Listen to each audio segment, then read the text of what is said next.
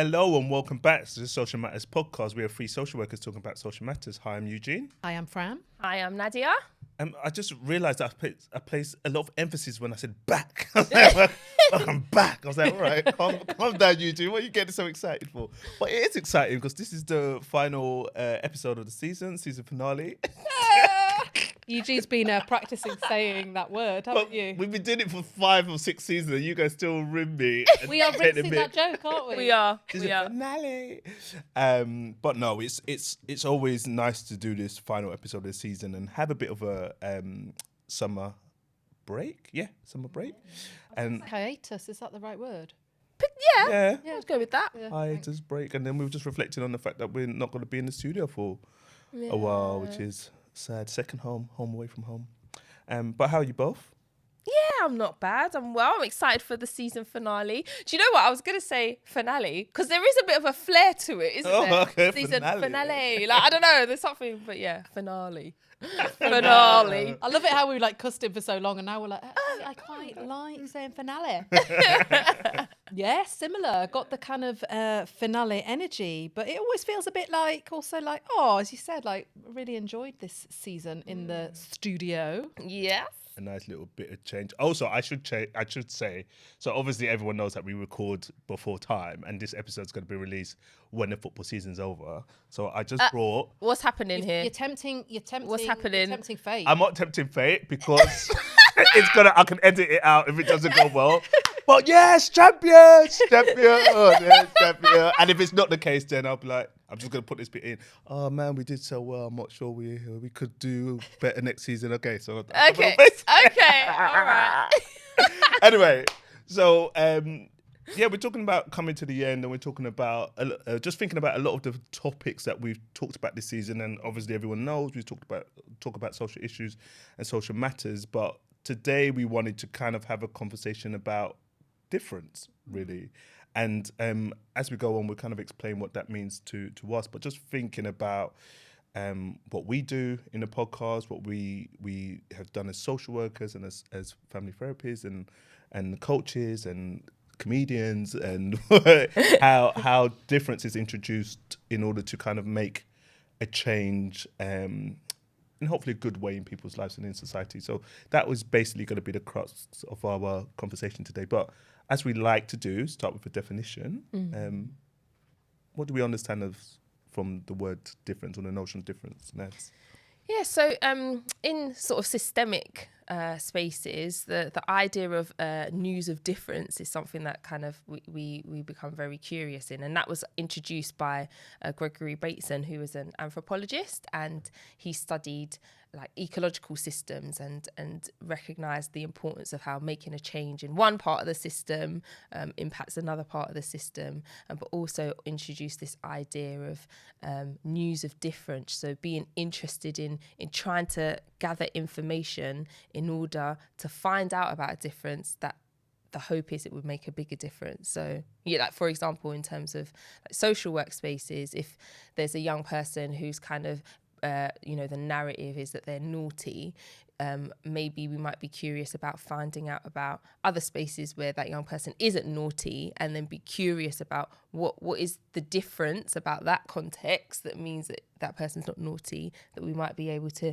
use, or use wisdom from that context. Maybe in school he doesn't, or she doesn't present, or they don't present as naughty, and how that might inform how we share that information into a different context to make a bigger difference. So the idea of there is a difference out there, how might we be able to, one, identify it, and then two, be able to use it to bring about a bigger difference. So I was thinking about this for us, as in terms of us with Social Matters here. A big difference for us has been coming here to the studio. This is our first season where we've done that, and that's a difference that we're hoping will make a big difference. But I suppose what do you think, what difference do you think that's made for us by us coming here? Yeah, I think it's massive, isn't it? I'm laughing at how many times we can say difference in this. I know! I was thinking, if people are listening, get your difference bingo out, because we are going to be saying it a lot. As you were talking about Gregory Bateson, it just made me think, I used to want to study anthropology if I hadn't done the original degree I had. So I either wanted to be an anthropologist, an archaeologist, or a carpenter.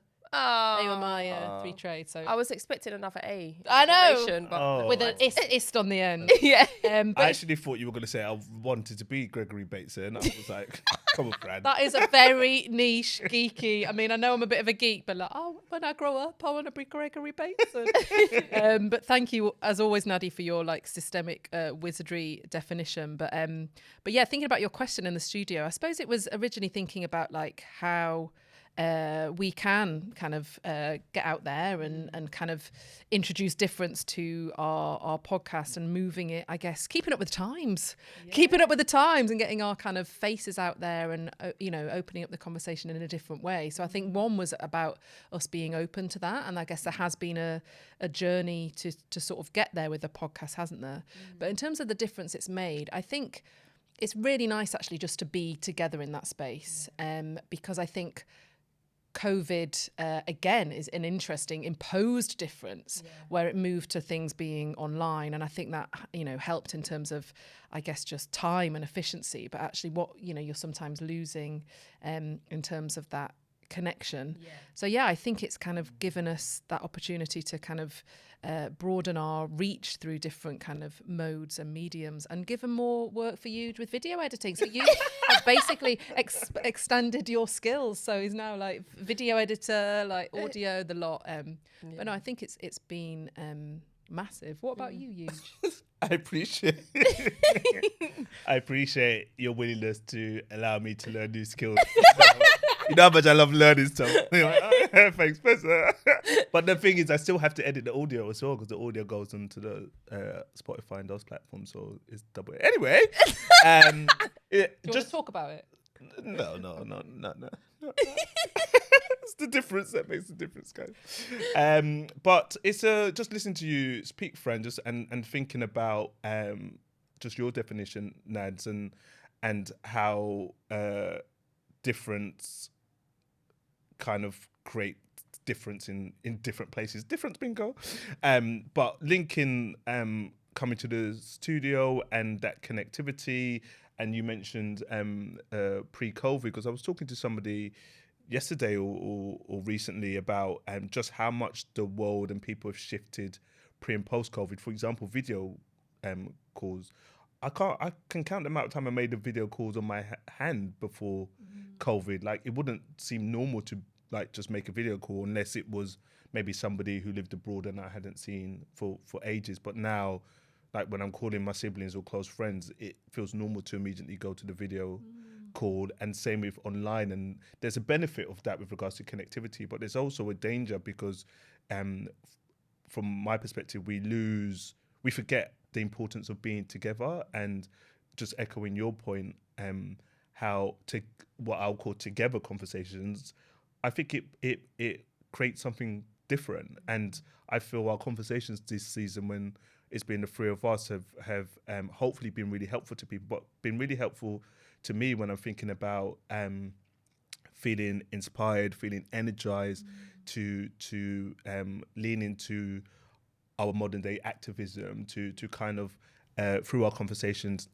encourage other people, but also to help us to go out there in our respective fields collectively as a free with the work we do at Social Matters, but also individually in our lives to try to make a difference in the world. Because as we kind of talked about earlier this morning, is that there's a lot of stuff happening in the world. There's a lot of awful stuff, and it's times like this where we really, really need people to feel empowered to try to contribute to making change, and introducing difference is a part of that.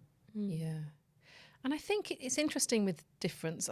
Someone must have a full house by now, but it's interesting, isn't it? Because I think it can really help, that introduction of difference, whether it's kind of with a family or kind of in the workplace, of things feeling different, things being different and creating change. And it doesn't have to be massive. And just building on the kind of COVID reflection, COVID was kind of enforce difference into a lot of workplaces and spaces in a space where sometimes for a long time it was like, this is how we do stuff.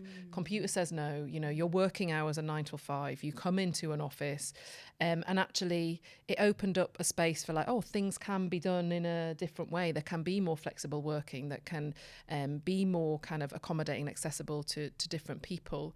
And I suppose it's building on that, you know, thinking about introducing difference in workspaces around how small differences for the staff team or the workforce can make a difference to well-being and kind of sense of belonging and having that flexibility. So I think in order to create those conditions for change, it's also about being open to kind of introducing difference where it might feel a little bit stuck. And the same, I guess, building on your point around, you know, activism and kind of change. I guess, again, any small difference in the way we maybe engage with kind of activism or things that we do can be a small step towards some difference as well. Yeah. And I was thinking about how sometimes the difference doesn't need to be too big, because actually sometimes it's a bit too much to take on. So maybe, I don't know, just thinking about ways to introduce difference that is palatable and people are able to, be willing to experiment with, or also be willing to, if it's a difference about, you know, maybe a change in routine, maybe a small difference is easier to uphold and easier to commit to, rather than, you know, a huge difference that means actually you might make the change for 2 days, but, you know, is it going to be sustained over time? So that idea of, not introducing too much difference too quickly, otherwise it's just not going to be sustained, it's not going to be held up. It's just, I guess, building on the like us being in the studio reflection.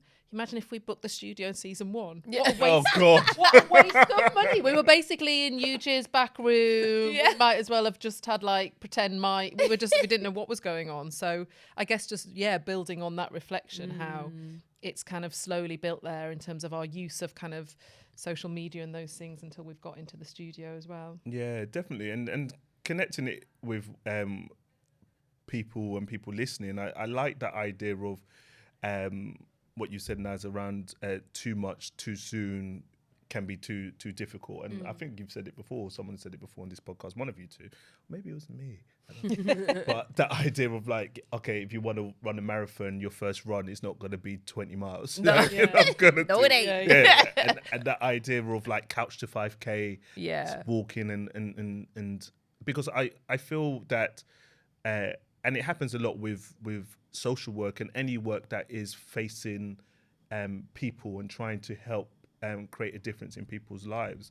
When you start, you never really know what the eventual outcome is going to be. So when I'm thinking about difference and change, I would also add hope and belief to that recipe, and especially thinking about wider society and the challenges that people face in individually and on a micro level, but also thinking about wider societal and on a macro level, is that we may not know the effects of one conversation, one smile to somebody, one extra 10 minutes with a child in a home visit, and 10 minutes longer for your check-in or for the icebreaker activity before you have your team meeting. Like these small acts of difference, we don't know the long-lasting effect that it's going to have. So we have to have hope. We have to have belief that along the line, it's this small difference that makes a difference more widely. And there's such a need,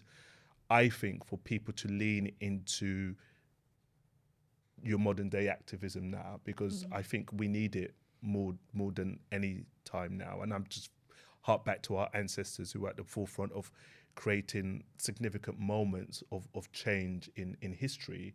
But I can guarantee at the time when they started that first step to make that change, the first step to introduce that difference, they did not know the ripple effect it was going to have decades down the line. So yeah, I'm not claiming to be like the next like Martin Luther King or someone like that, but that idea that I think everybody has a role to play, and that's one of the things that I think I'm holding on to when we're having a conversation about the importance of difference. Just thinking about, ideas of what we're talking about, I suppose, is change, isn't it? So change over time. How does, why do we want to know about difference if we don't want things to change? Like if we're thinking about change, we love our change equation here at Social Matters. It's offered by Barry Mason, another systemic godfather. Can he get that? Does he get that? I don't know. Yeah. It's chosen family. You choose whether you want to be your godfather. Yeah. And he sort of offers an equation for change where he says change equals a willingness to experiment with difference plus action plus repetition plus time. So it's almost starting with that, okay, I'm willing to give it a go. I'm then going to do something about it. I'm then going to repeat it. And then I'm going to give it time and see what happens. And I think that that's something that sometimes when we're, wanting to think about, making a bigger difference or, doing something different maybe in your exercise regime or, with in your workspaces or with your family and whatever, that thing of it takes time and it takes repetition and it takes action, and maybe linked to the idea of that level of action, the hope and belief, like, can maybe kind of be slotted in and around that as well. Because also hope isn't necessarily something that just you just randomly feel one day. You kind of have to work at it a bit. You kind of have to, if you want to hold realistic hope, almost actively look for it rather than expecting it to arrive. And I would also say look for the people around you to amplify that hope and amplify that belief, because I think it's for me personally is more of a challenge to have hope and belief on your own for a long period of time, but that is amplified and affirmed when you have people around you that are willing to kind of add to that hope and belief. And I think going back to us three, I think I get it when I'm around you, feeling more hopeful about change, more hopeful about the impact our work can do, compared to if I was on my own in my spare room. Imagine I was on my own in my spare room doing a podcast for 6 years, and then you were doing a separate podcast and you were doing a separate podcast. That'd be so dry. I don't know. I can just Laughing imagine you about laughing. old Yeah, I was just about to say, just laughing. Yeah, but the listeners would just go. You'd just be like,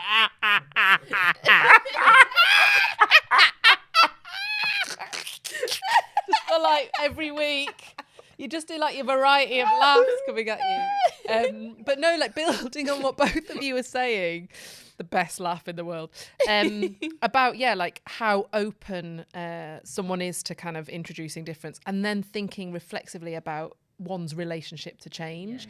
And because I think that's where that kind of experimenting with difference and it being incremental, because, we all will have a different relationship with change. And if it is kind of too much too soon, what that can kind of do, but then thinking about the opportunities that can open up with difference. And I'll use an example of kind of joining my football team. And I'm someone that actually, as you know, extracurricular Franny, like I do loads of stuff. So it's not new for me to go and try new stuff. But I guess that's an example of how, through joining that team, you're then part of a community, then part of kind of, those relationships that form. So I suppose it's thinking about, like how open people are to introducing some of those things as well. But then I guess thinking a lot of the work that we do at Social Matters with organisations of like, previous podcast episodes about organisational culture and psychological safety, about that conditions to experiment with difference. So like how do you experiment with difference or be open to that if you're in a culture and an organisation that may not encourage it? And sometimes the kind of challenges that people can face. So as you said, like maybe finding what can you do to hold that hope, and in those small acts to make a difference. But it's not always straightforward, is it, in an organisational context to think about that. I don't know what your thoughts are. My thoughts are that that's what we do here at Social Matters. So maybe we could help you out. But yeah, that it's true. It's true. Just to say that was not a planned plug or segue. Really But it works really well. No, yeah, it is really difficult. And so yeah, sometimes maybe need a little bit of help Yeah. from a dynamic trio. Just saying. Thank you, team. A short episode. We're laughing because there's a whole bit that's just been edited out of us just having jokes, and me wanting to continue the episode, and Nadia friend saying, "Just wrap it up. Season's over." But thank you. I think it's. I just wanted to have a way of closing the episode. It's my relationship with endings. Yeah, Like, clearly. I want it to do. I don't want it to end. I don't want it to end. But it has been a really, really good season. Really lovely season. First season.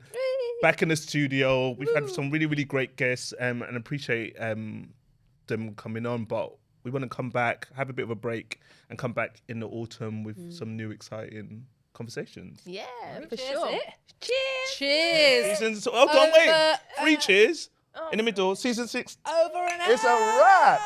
Thank you for listening. You can find us if you want to hit us up on social media. You can find us on Instagram and X at Matters Podcast, Facebook, The Social Matters Podcast, also The Social Matters Podcast on YouTube. Let us know your thoughts. What are your thoughts about difference and how we make change? And continue to listen to our episodes, and we'll be back in the autumn. Bye. Bye.